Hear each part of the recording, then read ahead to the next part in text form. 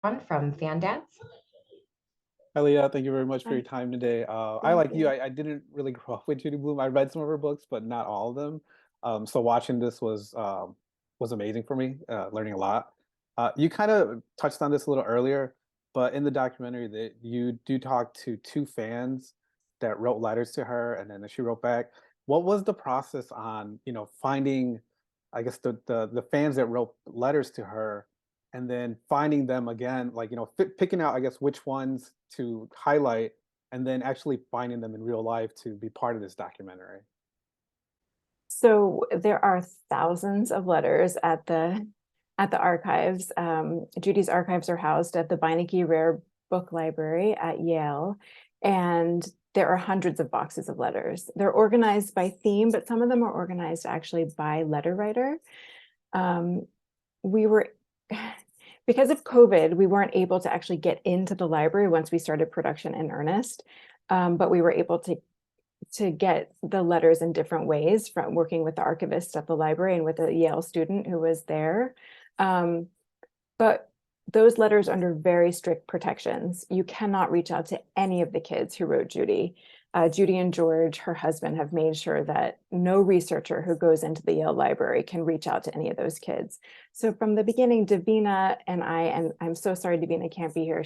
This project is her baby. She came up with the idea, so I always feel a little strange doing the interview alone. But Davina and I asked Judy, do you think, we had heard that she kept up with some of them for decades, and we asked her, do you think you could introduce us to any of the letter writers who you are still in touch with, who first reached out to you when they were kids? And she thought of Lori and Karen. I mean, I think there are a few or several others, but those are the two that she thought of, and she reached out to them and she told them about the documentary, and she asked, would you be willing to share your story with these two filmmakers? I think we in a sort of let's see, what am I trying to say? We started talking to them over Zoom a few times before we brought them in for an interview. With Karen, it was actually several times. We wanted to try to build a relationship with them before we brought them in for the interview. I mean, they sent those letters to Judy thinking that no one else in the world would ever see those letters, and thinking that they would never have to see those letters again either. That's part of the beauty of sending someone a letter, right? It's not like an email that you have saved in your sent box, and it's not like an email that can get forwarded out to the world. It was this like beautiful, vulnerable moment of sharing with pen on paper your deepest thoughts and feelings and sending them out to this author. So they were seeing their letters again for the first time in almost 50 years, 40 years, 30 years. That's kind of a crazy thing, to be transported back to that kid that you were, who reached out to Judy, and especially, for Karen, who had been through something so traumatic.